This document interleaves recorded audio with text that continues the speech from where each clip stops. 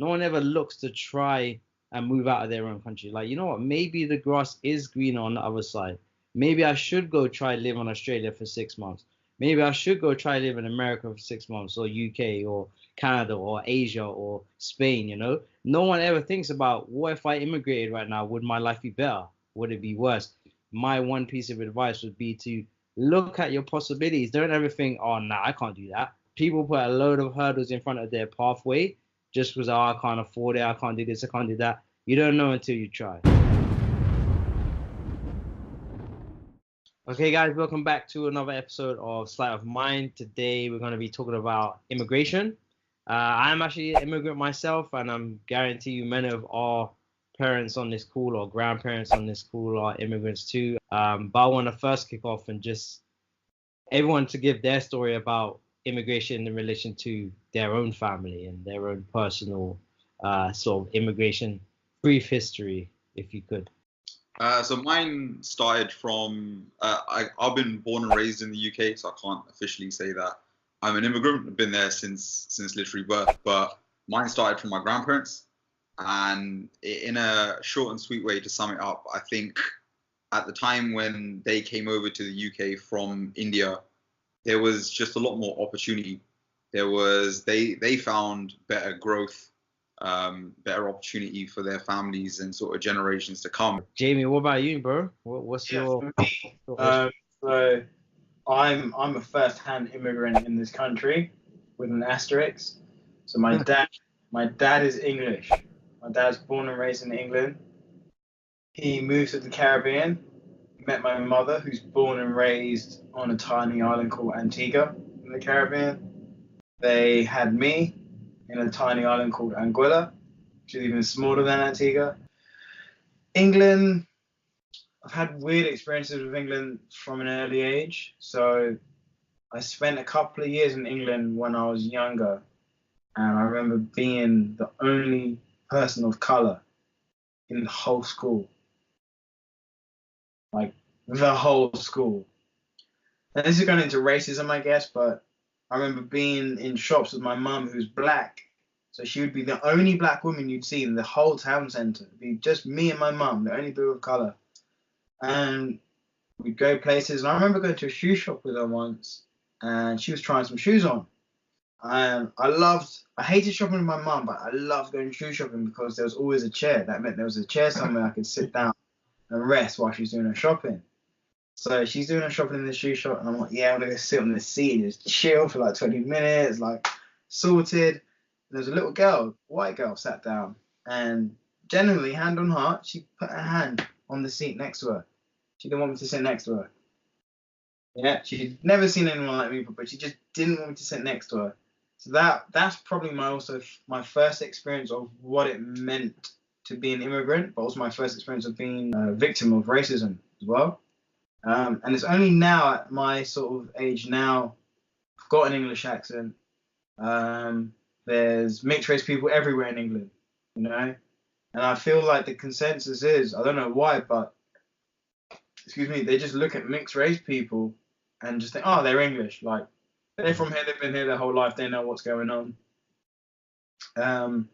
And so people now look at me as this, I'm an Englishman, I'm an English person. And they're very surprised to hear I'm not actually from here.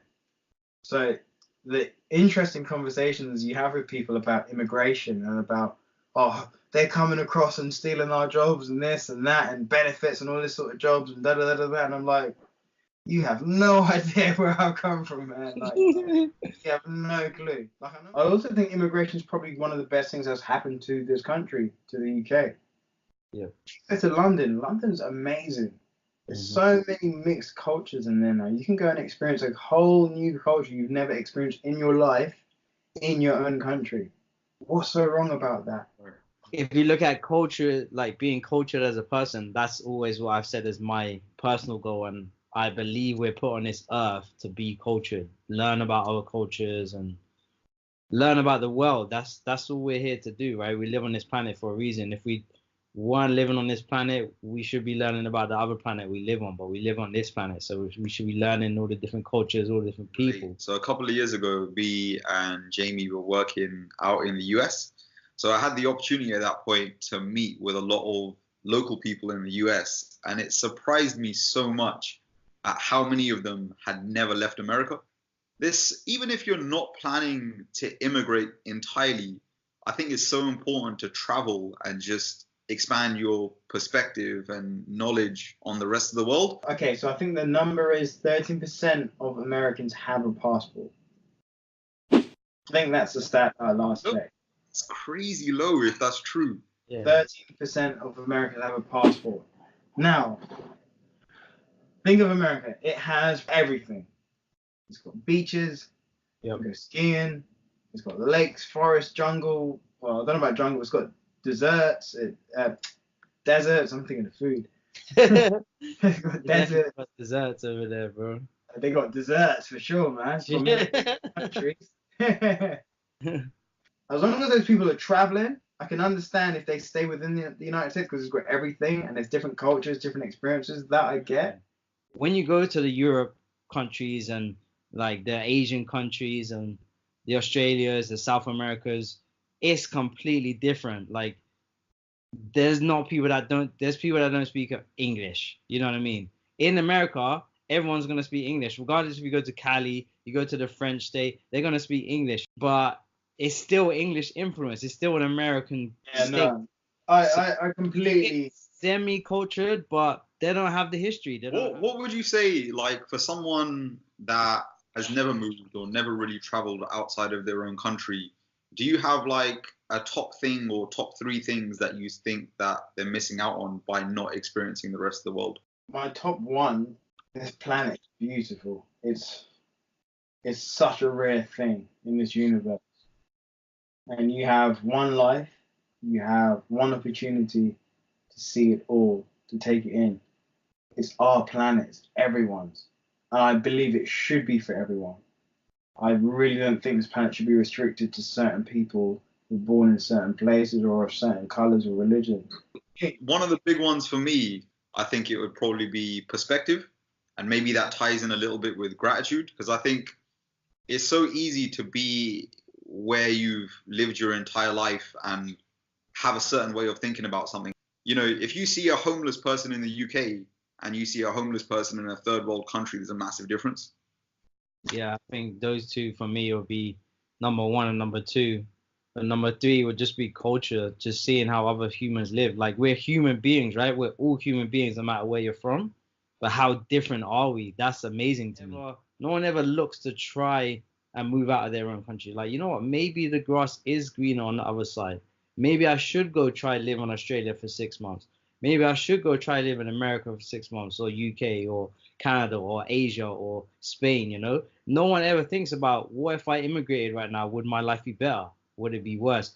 My one piece of advice would be to look at your possibilities. Don't ever think, oh, nah, I can't do that. People put a load of hurdles in front of their pathway just because, oh, I can't afford it, I can't do this, I can't do that. You don't know until you try. You know what I mean? You only live.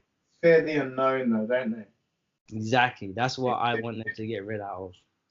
All right. So is there any finishing tips that you would give to someone that's, number one, maybe thinking about immigrating, and then number two, to someone that maybe dislikes immigrants coming to their country? What would your sort of feedback be on those two people? I'm going to go very Tim Ferriss here. I'm going to say try mini retirement. Get yourself into the country that you'd like to emigrate to, and maybe spend a month there if you can at first, if you can afford it. But get yourself out of that holiday situation. Rent the Airbnbs, stay with families, speak to locals.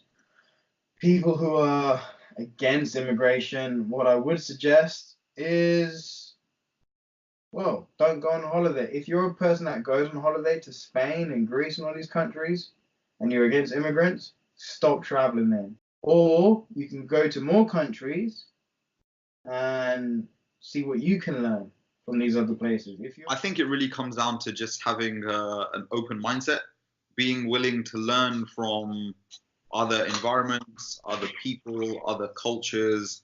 And I think for someone that doesn't want to travel or is against immigrants, probably has a closed mindset, in which case you're not opening yourself up to the world of possibilities of growth in so many different aspects of your life. So I think just being a little bit more open-minded could probably serve a lot of people well.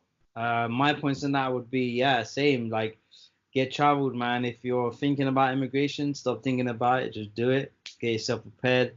Think about always asking this question: what's the worst that's gonna happen? You're gonna buy a ticket home, and you go back to the life that you had before. For people that are sort of against immigration into their own country, Jamie said it best: put the shoe on the other foot, and or your own foot, shall I say, and think about where they're coming from. Think about how they're actually bettering your economy. Thank you for joining us on this Slight Mind session. Please leave your comments and any thoughts you have in the section below. This is the short version, and the full version will be dropping tomorrow.